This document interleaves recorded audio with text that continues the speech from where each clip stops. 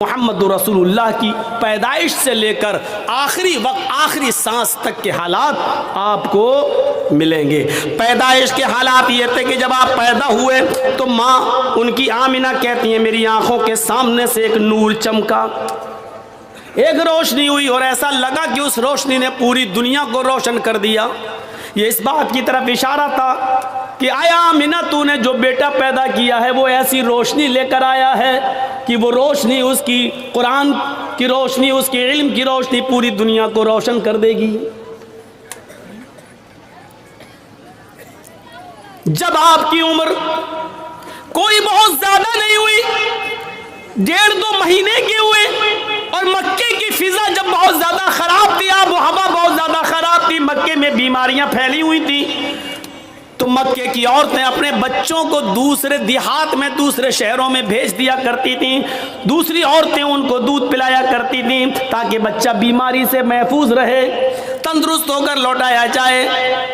हलीमा सादिया कबीले साद से चली और वो भी और औरतों के साथ आती है, और जब आती है तो उसी की किस्मत में मोहम्मदुर रसूलुल्लाह थे। कुछ हुज्जत के बाद, बहस मुबाहिसे के बाद आमिना ने अपना बेटा हलीमा को दे दिया। हलीमा सादिया कहती है कि मेरी सवारी बहुत कमजोर थी, जब मैं कबीले बनु साद से सवारी पर बैठकर आई तो थक जाती थी और कहीं कहीं रुक जाती थी, बैठ जाती थी, आधा 1 घंटा सस्ताती थी, उसके बाद दोबारा चलती थी।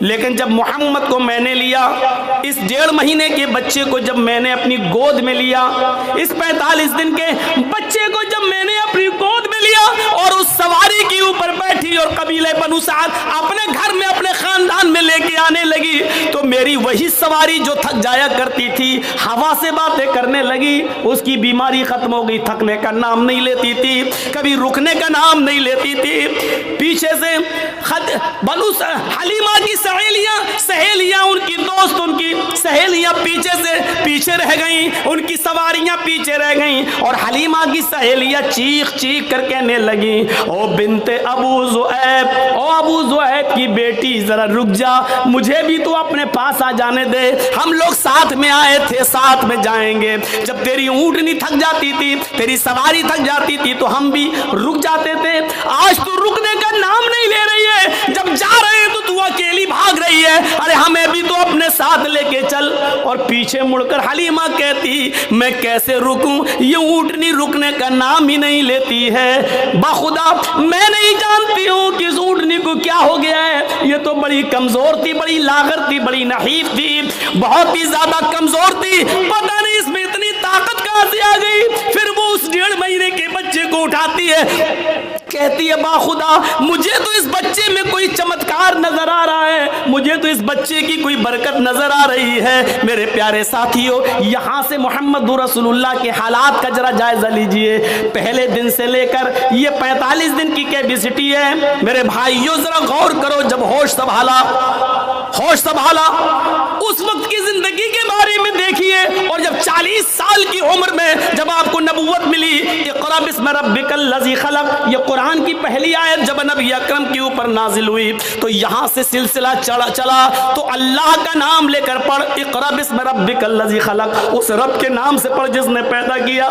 यहाँ से आपने अपनी जिंदगी का 90 आगाज किया, 90 दौर यहाँ से शुरू होता है। फिर आपका सफर हमेशा अल्लाह ही के नाम पे चलता रहा, अल्लाह ही के नाम पे आगे बढ़ता रहा, यहाँ तक कि ये 90 सफर जब 63 साल की पूरी जिंदगी कर चुका है और अल्लाह ने जब अपने पास बुलाया तो इस नबी की जबान से आखिरी जुमला यही निकला, अल्लाहुम्मा बिर्रफीक़िल आला, अल्लाहुम्मा बिर्रफीक़िल आला, अल्लाहुम्मा बिर्रफीक़िल आला।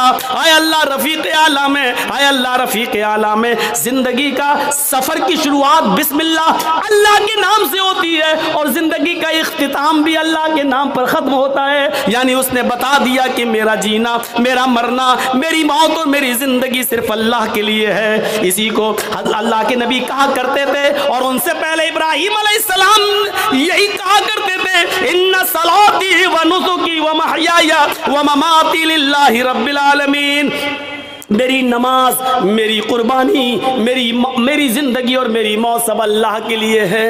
हमारा और आपका मामला इस्लाम के ताल्लुक से ऐसा होना चाहिए कि मसलन हम चाय पिए तो ये सोचें कि चाय पीना कहीं जायज़ नाजायज़ तो नहीं है। हम पानी पी रहे हैं तो ये सोचें कि पानी पीना कहीं नाजायज़ तो नहीं है। नहीं नहीं नहीं, नाजायज़ जायज़ है तो कितनी साजों में पिए, कैसे पिए, हमारी सोच ही होनी चाहिए।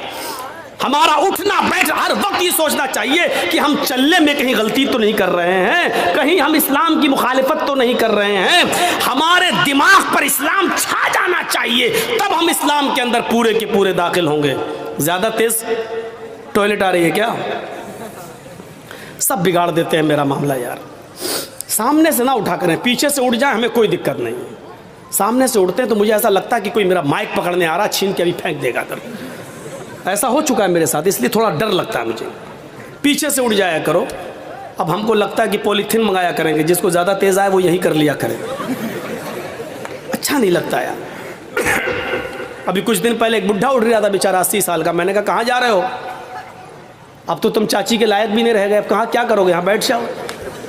बुढ़े भी बैठ जाते हैं बेचारे, वो भी नहीं, अब क्या ज़रूरत है उनको आगे बैठने की, और जब बैठ जाते हैं तो बैठ के सोने बेचारे। तो सुनिए, ये हमारे दिमाग में छा जाना चाहिए, और जब ये चीज़ हमारे दिमाग में छाएगी तभी हम इस्लाम पर मुकम्मल अमल कर सकते हैं और दाखिल हो सकते हैं। मसलन एक बहुत भूखा आदमी था, सुना आपने? नहीं सुना?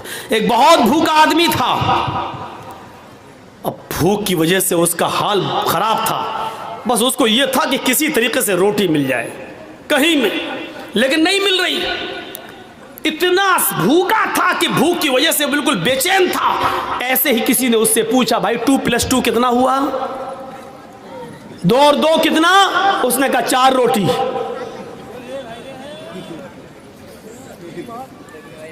वो 4 मोबाइल भी कह सकता था, वो 4 माइक भी बोल सकता था, वो 4 गिलास भी बोल सकता था, वो 4 प्लेट भी बोल सकता था, लेकिन नहीं। और क्या जरूरत थी 4 माइक, 4 प्लेट, 4 गिलास बोलने की? उससे तो इतना पूछा गया 2+2 कितना, 2 और 2 कितना? उसको जवाब देना चाहिए 4, लेकिन उसने क्या कहा? 4 रोटी। क्यों कहा रोटी? क्योंकि उसके दिमाग में वही भरा पड़ा था कि हमें खाना कहीं से मिल जाए। यहां तक के सवाल का पहला हिस्सा तो सही दिया, लेकिन आगे रोटी कह गया, 4 के बाद रोटी, क्योंकि उसके दिमाग में वो रोटी भरा हुआ, खाना मिल जाए। मेरे भाइयों, यही हमारा इस्लाम के साथ यही सुलूक होना चाहिए। हम उठे तो सोचे कि इस्लाम की मुखालिफत तो नहीं हो रही है, हम बैठे तो सोचे कि हमारा बैठना गैर इस्लामी तो नहीं है, हम चले तो सोचे कि हमारा चलना गैर इस्लामी तो नहीं है, हम शादी करें तो सोचे कि हमारा चलना गैर इस्लामी तो नहीं है, हम खाएं पिए या जो मेहनत, जो बिजनेस, जो कारोबार कर रहे हैं उसके बारे में सोचे कि कहीं गैर इस्लामी तो नहीं है। जब तक हम ऐसा नहीं करेंगे हम इस्लाम के अंदर पूरे के पूरे दाखिल नहीं हो सकते हैं। इस्लाम मुकम्मल एक मजहब है, कंप्लीट, क्योंकि इस्लाम ने कोई चीज़ बाकी नहीं छोड़ी है। मैंने कहा ना, इन लोगों की ज़िंदगी के सिर्फ 4 साल के हालात मौजूद हैं, बस। ईसा अलैहिस्सलाम के 3 साल के हालात मौजूद हैं। आज चले जाइए ईसाइयों के पास और पूछिए कि शादी कैसे होनी चाहिए, ईसाई नहीं बता पाएंगे। क्यों नहीं बता पाएंगे? उनको मालूम ही नहीं है। क्यों? ईसा अलैहिस्सलाम ने शादी ही नहीं की थी। जब शादी नहीं की तो उनको शादी के हालात मालूम नहीं, शादी कैसे होना चाहिए। ये पूरी बाइबल पढ़ जाओ, शादी सिर्फ इतना लिखा है कि अपनी जिंदगी अगर पाकीज़ा गुजारना चाहते हो तो शादी कर लो, बस इतना लिखा है। अपनी जिंदगी पाकीज़ा गुजारना चाहते हो तो शादी कर लो, लेकिन शादी कैसे करो, किस उम्र में करो, लड़की बड़ी होनी चाहिए या छोटी होनी चाहिए, फिर शादी के बाद बीवी के साथ किस तरह रहो, मेहर कितना होना चाहिए, ये तमाम चीजें बाइबल बताने से खामोश हैं। वेद आप पढ़ें तो वेदों में भी लिखा है कि रामचंद्र जी ने भी शादी की थी, लिहाजा तुम विवाह करके अपने आप को सुरक्षित कर लो। लेकिन शादी कैसे होना चाहिए ये आपको न वेदों में मिलेगा, न रामायण में, न गीता के अंदर। कहीं पर भी आप चले जाइए पूरा न मंजर आपको नहीं मिल सकता, क्योंकि कोई धर्म कंप्लीट नहीं है। इस्लाम से पूछिए, मोहम्मद रसूलुल्लाह से सवाल कीजिए कि शादी कैसे करना चाहिए, तो अल्लाह के नबी सल्लल्लाहु अलैहि वसल्लम की शरीयत जवाब देगी। जैसे मोहम्मद रसूलुल्लाह ने 25 साल की उम्र में अपनी से 15 साल बड़ी हजरत खदीजा को अपने निकाह में लाए, ये नहीं देगा कि ये हमसे उम्र में बड़ी है और इसका पहला शौहर तलाक दे चुका है या इंतकाल कर चुका है, ये बेवा है, किसी की शौहर मर गया, ये उसके बाद की वो बची हुई बीवी है और खदीजा के 2 बच्चे भी हैं, हम शादी कर लेंगे तो उसको भी संभालना पड़ेगा। ये सब नहीं सोचा, बल्कि आपने निकाह कर लिया। खदीजा ने पैगाम भेजा था, अल्लाह के नबी सल्लल्लाहु अलैहि वसल्लम ने अपने चचा अबू तालिब से मशवरा करने के बाद एक्सेप्ट कर लिया। शरीयत जवाब देगी कि बड़ी उम्र की औरतों से निकाह करना कोई बुरा नहीं है। फिर शरीयत ये भी कहती है, मोहम्मद रसूलुल्लाह जवाब देंगे कि मैंने आयशा से भी निकाह किया जो हमसे उम्र में बहुत छोटी हैं, लिहाजा अगर कोई छोटी उम्र से शादी करना चाहे तो छोटी उम्र की लड़की से भी निकाह किया जा सकता है, इसमें कोई बुराई नहीं है। लेकिन रहना वैसे, अगर तुम्हारी बीवी उम्र में बड़ी है तो वैसे रहो जैसे मैं खदीजा के साथ रहा, अगर तुम्हारी बीवी उम्र में छोटी है तो वैसे रहो जैसे मैं आयशा के साथ रहा। गौर कीजिए, आपको एक एक चीज का सबूत मिलता चला जाएगा, कोई चीज बाकी नहीं है। यहां तक कि सोने के आदाब तक लिखे, मियां और बीवी को किस तरह अपनी जिंदगी गुजारना चाहिए वो तक मिलेगा। यहां तक कि मियां और बीवी के जिस्मानी और शारीरिक संबंध कैसे होना चाहिए, जनाब मोहम्मद रसूलुल्लाह ने उसको भी बाकी नहीं छोड़ा और वो भी बता दिया, क्योंकि इस्लाम एक कंप्लीट मजहब है। जैसे माँ और बाप अपने बच्चे को उंगली पकड़ के चलना सिखाते हैं, माँ के पेट से बच्चा पेशाब और पायखाना करने को, साफ करने का तरीका सीख के नहीं आता, वो अपने माँ और बाप से सीखता है। उसी तरीके से मोहम्मद रसूलुल्लाह ने भी हमें उंगली पकड़ के चलना सिखाया है, सब कुछ बता दिया है कि तुम्हें ऐसा करना है, ऐसा करना है, ऐसा करना है, ऐसा करना है। ये कंप्लीट मजहब है, कंप्लीट मजहब है इस्लाम, इसीलिए इसको मजहब कहा गया है। बाकी और दूसरे मजहब जो हैं वो मजहब नहीं है, मजहब नहीं है, इज्म है। हिंदू इज्म है, ईसाई इज्म है, जैन इज्म है। इज्म क्या मतलब होता है? जिसमें बाउंड्री ना हो, और मजहब का मतलब होता है जिसमें बाउंडेशन हो, जिसमें बाउंडेशन हो। कुछ जानवर हलाल है, खा सकते हो, लेकिन हर जानवर नहीं खा सकते हो। चाय पी सकते हो, दूध पी सकते हो, लेकिन हर पीने वाली चीज नहीं पी सकते हो। शराब नहीं।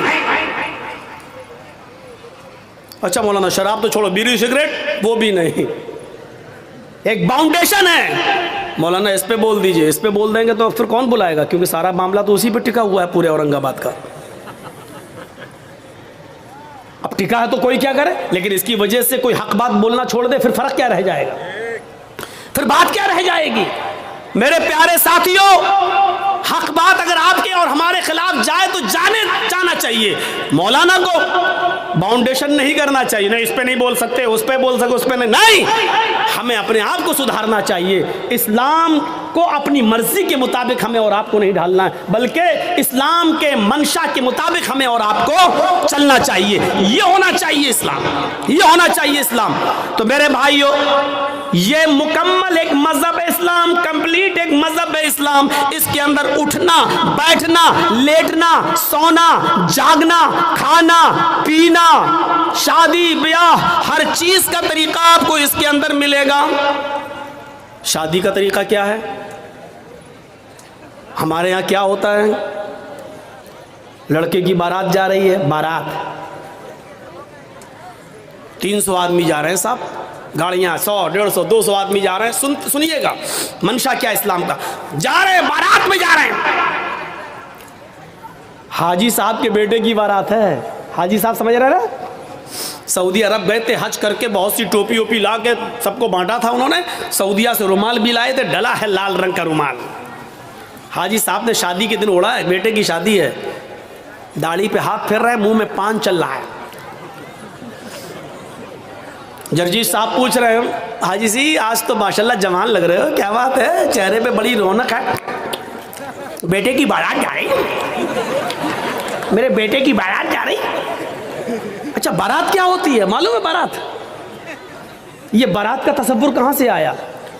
100, 150, 200 साल पहले जब हमारे हिंदू भाइयों में जब वो अपने लड़के की बारात किसी दूसरे शहर में ले जाते थे तो डर होता था कि कहीं लूट ना जाए काफिला, कहीं ये लोग लूट, अकेले अगर लड़का लड़की शादी करके आएंगे तो कहीं लूट न लिए जाएं, सोना चांदी जेवरात लूट जाएं। तो ऐसा नहीं होता था। फिर वो लोग 100-50 आदमी को लेके निकलते थे घोड़ों पर, जो भी चीज मिलती थी उस पे जाते थे दूसरे शहर, और वहां से लड़की की विदा करा के अपने साथ लाते थे ताकि लूटे ना जाएं और काफिले वाले सामान न लूट लें। तो वहां से ये रस्म निकली और निकलते निकलते आज इसने बारात का नाम पा लिया। बारात का आज ये हाल है, एक घर से दूसरे घर में भी बारात जा रही है तो 200 आदमी चाहिए। इनको बारात नहीं कहना चाहिए। सच पूछो मौलाना जर्जीस के हिसाब से तो इनको चोर कहना चाहिए, डकैत, डाकू। ये बाराती नहीं है, डकैत जा रहे हैं, डाकू। लड़की वाले के घर डाका डालने जा रहे हैं। वहां जाके बैठ गए साहब, जैसे इनके बाप का घर हो। अब गरीब लड़की वाला बेचारा वो इनको अच्छे से अच्छा खिला रहा है। वो जानता है कि अगर खाने पीने में थोड़ी सी भी कमी हो गई तो जिंदगी भर मेरी बेटी को ताना मारेगा। ये पूरा समाज, ये जितने आए हैं, ये चोर, ये डकैत, ये सब ताना मारेंगे, देखो उसके बाप ने ऐसा खिलाया, कोई इज्जत नहीं की है। तो बेचारा वो इन चोरों का पेट भरने के लिए इन डकैतों को हलक तक ठूस देता है, लो खाओ, पहले नाश्ता फिर खाना, यहां तक ठूस देता है उसके सिर्फ इसलिए कि मेरी बेटी का घर बस जाए। जबकि उसका कर्ज अदा करने के लिए बेचारा सालों साल उसका ब्याज देता रहता है लेकिन कर्ज अदा नहीं कर पाता है। ये कौन सोचेगा? इन गरीब लड़कियों के जो हाथ पीले नहीं हो रहे, ये कौन सोचेगा? जरा तसव्वुर करो कि एक मोटरसाइकिल पे वो लड़का कैसे बैठ जाता है। साहब बड़ी अच्छी गाड़ी है माशाल्लाह, कहां से मिली, कितने में खरीदी? जहेज में मिली, जहेज में मिली। अरे उसको कहना चाहिए भीख में मिली, कहता जहेज में मिली। उसको कहना चाहिए मेरे ससुर ने मुझे इंटरनेशनल भिखारी समझ के दी, वो कहता गिफ्ट में दी। नाम बदल गए, देख लीजिए आप। जो चीज भीख में मिली उसको कह रहा जहेज में मिली, उसको कह रहा जहेज में मिली। जिसको कहना चाहिए मेरे ससुर ने मुझे इंटरनेशनल भिखारी समझ के दिया, भीख में दी, उसको गिफ्ट कह रहा है, गिफ्ट। अरे नाम बदल देने से हैसियत नहीं बदल दी जाती है। शराब का नाम दवा रख दो तो शराब शराबी रहेगी, दवा नहीं हो जाएगी। मौलाना जर्जीस की शेरवानी उतार कर किसी सुअर को पहना दो तो क्या वो सुअर मौलाना जर्जीस बन जाएगा? है? लिबास बदल देने से सुअर सुअर ही रहेगा, गधा गधा ही रहेगा, कुत्ता कुत्ता ही रहेगा, भीख भीख ही रहेगी। उसका नाम दहेज जहेज रख देने से, माफ करना, भीख का नाम नहीं बदल जाएगा।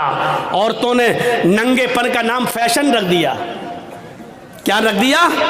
फैशन। अल्लाह के रसूल ने तो नहीं कहा वो फैशन है। अल्लाह के नबी ने तो कहा निसा उनका सियातुन आरियातुन, एक ऐसा जमाना आ जाएगा कि तुम औरतों को देखोगी कि वो कपड़े पहने होंगी लेकिन नंगी होंगी। अल्लाह के नबी ने तो ये कहा था कि वो कपड़े पहने होंगी लेकिन नंगी होंगी।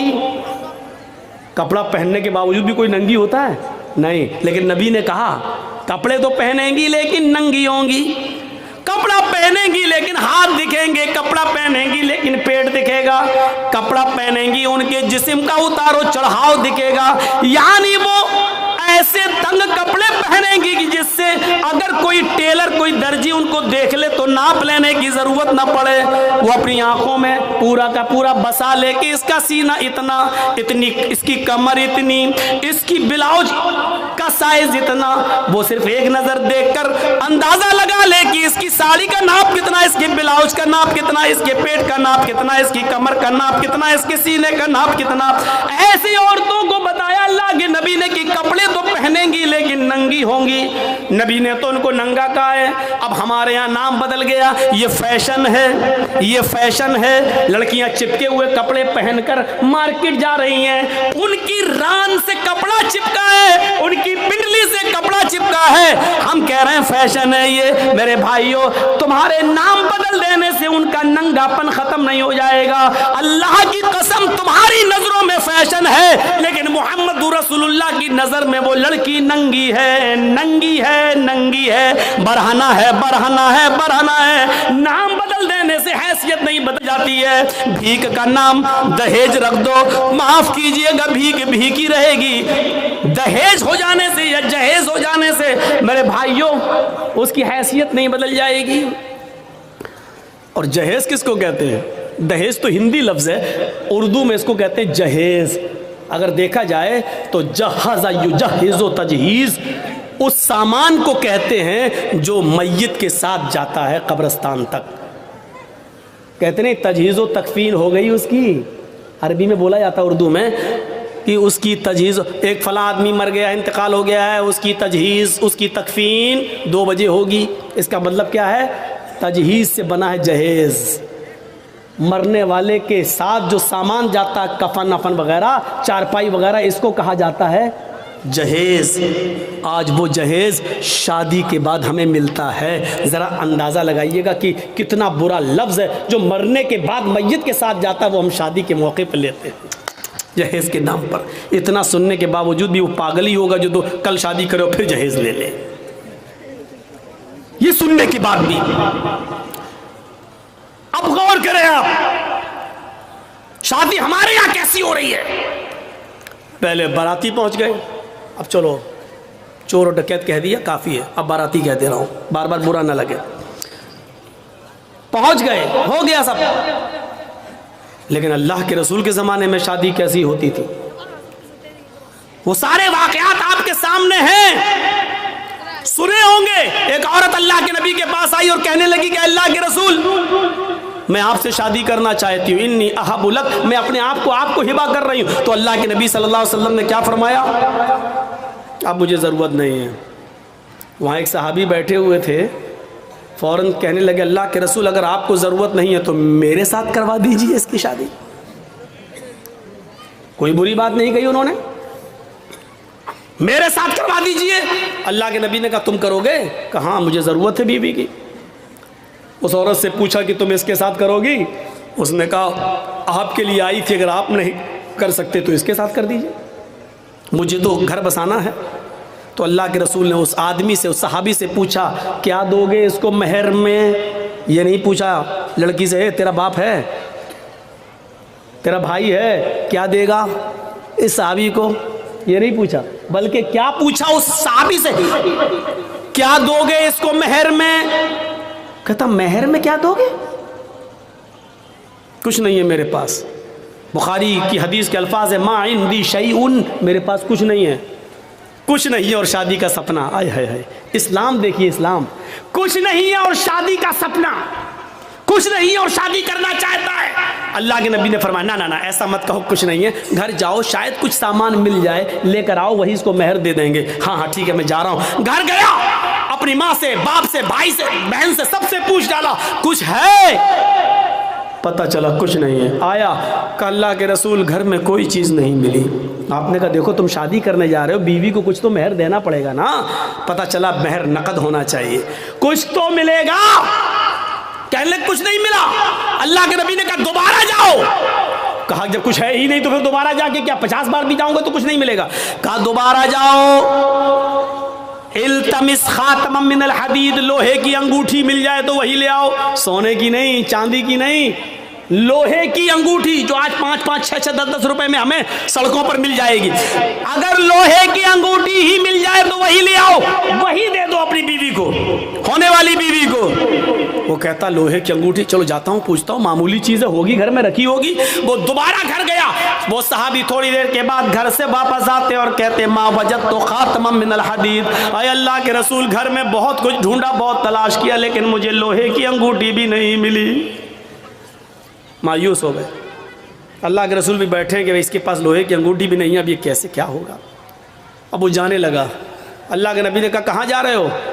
क्या करूँगा बैठ के, जब निकाह ही नहीं हो सकता है, लोहे की अंगूठी भी नहीं है, कुछ नहीं है घर में, जा रहा हूँ खेती बाड़ी करूँगा, कुछ मेहनत करूँगा, मजदूरी करूँगा, माँ बूढ़ी है उसकी जिम्मेदारी है मेरे ऊपर, बाप बूढ़े हैं उनको खिलाता हूँ पिलाता हूँ, जा रहा हूँ काम धंधा करूँगा कुछ। अल्लाह के नबी ने कहा इधर आओ, बैठाया अपने पास, पूछा तुम्हारे पास कुछ नहीं है?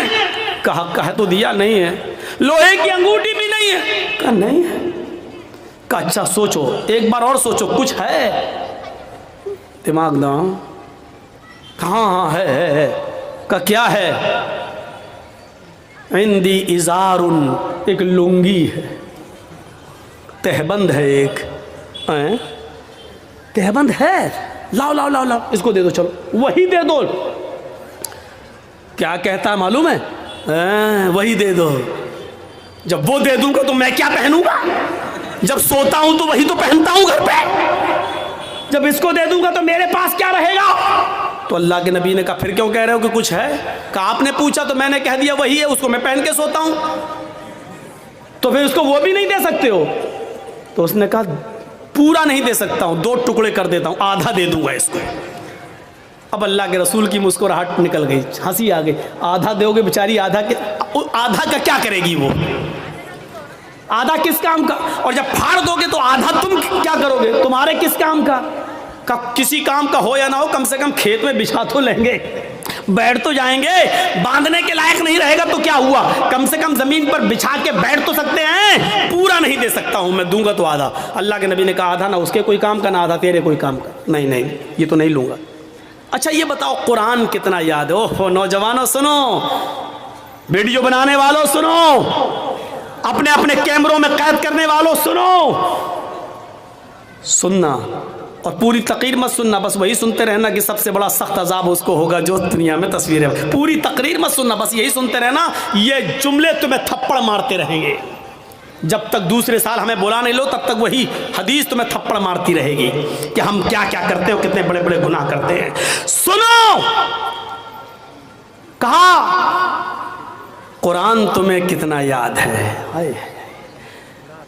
सोना नहीं, चांदी नहीं, कपड़ा नहीं, दौलत नहीं, यहां तक कि बीवी को देने के लिए लोहे की अंगूठी भी नहीं। इतना गरीब घर का सहाबी, लेकिन जब उससे पूछा कि तुम्हें कुरान कितना याद है, सर उठाता है, कहता है अल्लाह के रसूल मुझे सूरह मुल्क याद है, मुझे सूरह हश्र याद है, मुझे सूरह जुमा याद है, मुझे सूरह मुनाफिकून याद है, मुझे सूरह नबा याद है, मुझे सूरह कयामा याद है। अल्लाह के नबी ने फरमाया क्या तुम्हें इतनी सूरतें याद हैं? कहा हाँ। आपने कहा क्या तुम मुझे मुंह ज़बानी बगैर देखे सुना सकते हो? उसने कहा। आपने कहा इतनी सूरतें तुम्हें याद हैं? उसने कहा हाँ। कहा फिर ये क्यों कहते हो कि मेरे पास कुछ नहीं है? तुम्हें इतनी सूरतें याद हैं, क्या तुम इन सूरतों को अपनी बीवी को याद करा दोगे? इस औरत को याद करा दोगे जिसके साथ मैं तुम्हारा निकाह करना चाहता हूँ? उसने कहा हाँ मैं करा दूंगा। उस औरत से पूछा अगर तेरे शौहर के तेरे निकाह के मेहर में अगर कुरान की इन सूरतों को मैं मेहर बना दूं और इन्हीं सूरतों को तू अपना मेहर मान ले तो क्या तू इससे निकाह कबूल कर लेगी? क्या इन कुरान की सूरतों को अपना मेहर मान लेगी? कहने लगी रोते हुए अय अल्लाह के नबी, जिस औरत की शादी में, जिस औरत के निकाह में कुरान की सूरतें मेहर बन जाएं, उससे ज्यादा बाबरकत निकाह किसका हो सकता है? उससे ज्यादा पाकीज़ा निकाह किसका हो सकता है? फिर अल्लाह के नबी ने उन सूरतों को ही मेहर बना दिया और उसके बाद निकाह पढ़ा दिया। उस औरत का ना कोई बाप था, ना चचा था, ना भाई था, इसलिए खुद अल्लाह के रसूल काजी की हैसियत से उसके वली बन गए, सरपरस्त बन गए और आपने उसका निकाह करके उसी दिन भेज दिया। ना बारात का पता था, ना उबड़ने का पता था, ना हल्दी का पता था, ना मेहंदी का पता था, न लड़कियां लड़के को देखने आई है, न लड़की वाले देखने आए। वहीं पर निकाह हुआ और सब कुछ हो गया सारा। और सुनो ये निकाह जितनी सादगी के साथ हुआ, 1400 साल के बाद आज भी इस निकाह का चर्चा होता है, इस निकाह का तस्करा होता है, इस निकाह का जिक्र होता है। 1400 साल के बाद भी इस निकाह का जिक्र हो रहा है। तो मेरे भाइयों, मैं कहना ये चाह रहा था कि इस्लाम मुकम्मल एक मजहब है, मुकम्मल कंप्लीट एक दीन है, कंप्लीट। इस्लाम के अलावा कोई दीन कंप्लीट नहीं है। इस्लाम की खुसूसियत एक और है, क्या है? ये दीन मुअतदिल है। मुअतदिल किसको कहते हैं? आइए जरा सुन लीजिए। दीन मुअतदिल, एतदाल, जिसके अंदर मियां न रवी हो, जिसके अंदर न बहुत ज्यादती हो न बहुत कमी हो, एतदाल, ये सिर्फ इस्लाम की खुसूसियत है। क्या हुआ? कुछ हुआ है? बारिश हो रहा है तो थोड़ा देर बैठिए, जब तेज होगी तो सबसे पहले तो हम ही भागेंगे। जब तक हम बैठे तब तक आप बैठे रहिए। सुनिए, अच्छा पिंडाल है, वाटर प्रूफ पिंडाल है, आप लोग डरिए नहीं।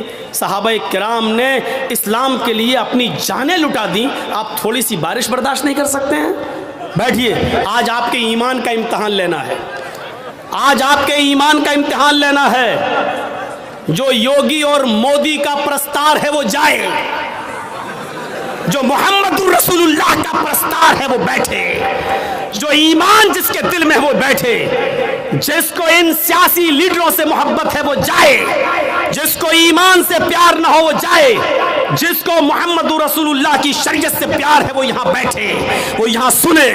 मेरे भाइयों, इस्लाम ऐसे ही नहीं मिला है, ऐसे ही नहीं मिला है। सहाबा की कुर्बानियों के बाद, उनकी गर्दनें कटने के बाद, उनकी शहादतों के बाद ये इस्लाम हम तक आया है। सुमैया रज़ी अल्लाह ताला अन्हा ने अपनी शर्मगाह में नेज़ा दाखिल करवाया था, लेकिन अल्लाह अल्लाह कहती रही थी, उसके दोनों पैर बांध दिए गए थे, चीर दी गई, जिस्म से दो टुकड़े कर दिए गए, लेकिन इस्लाम को नहीं छोड़ा। आओ, तुम सुमैया जैसी सहाबियात के ईमान पे भरोसा करते हो तो बैठो, इनकी तरह ईमान अगर तुम्हारे दिलों में मौजूद है तो बैठो और देखता हूं कि कौन है जो बारिश के चंद कतरों से डर के भागता है और कौन है जो अपने ईमान की मजबूती का सबूत पेश करता है। मेरे प्यारे साथियों, आपको बैठना होगा और जिसको जाना हो जाए, जिसके जेब में नोटों की गड्डी हो और बारिश के कतरों से उसके भीग जाने का डर हो वो जाए यहां से।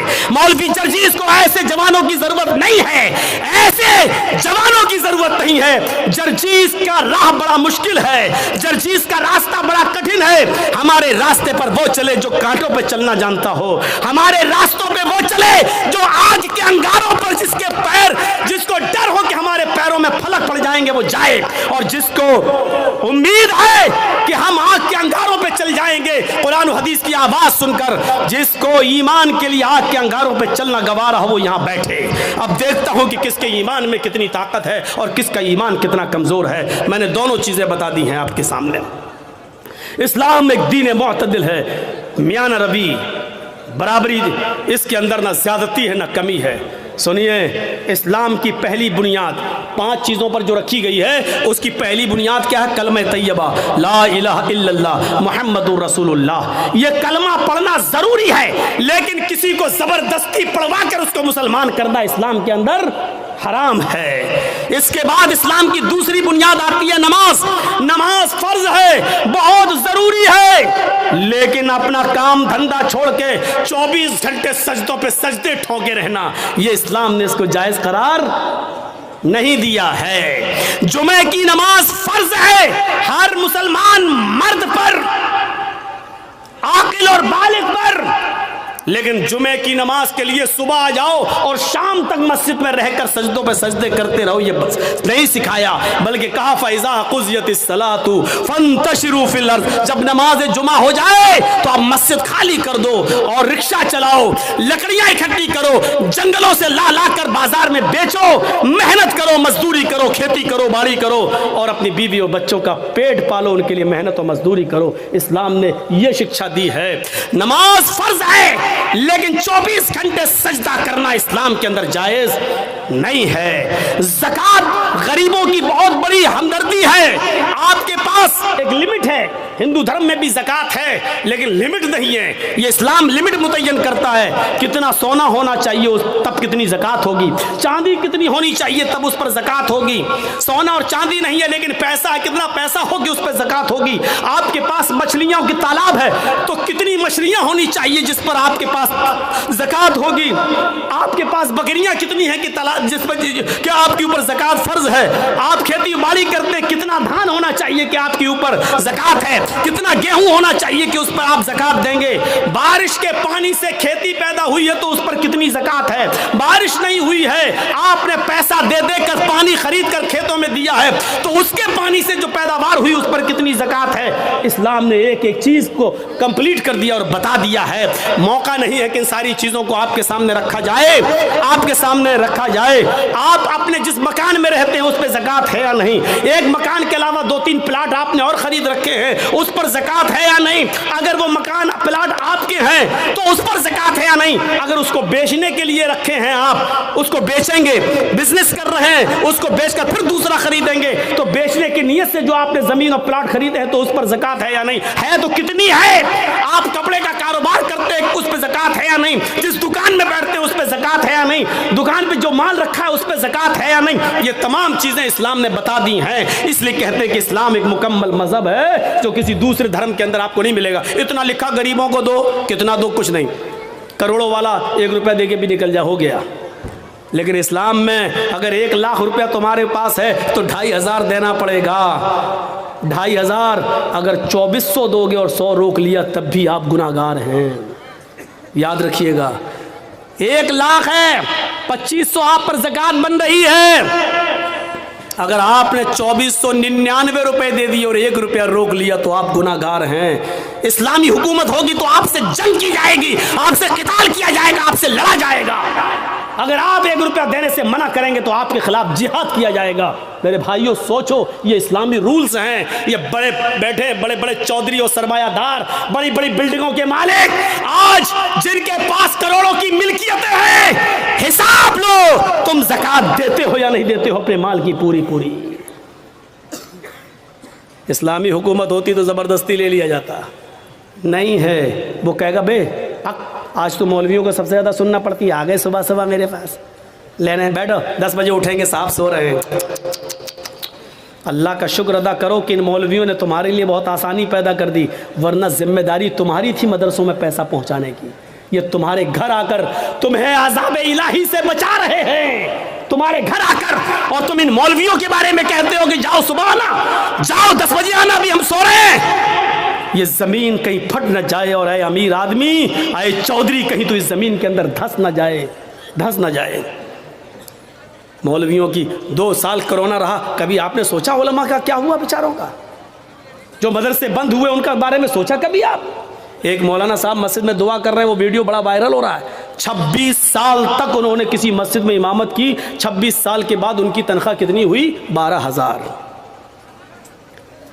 12,000।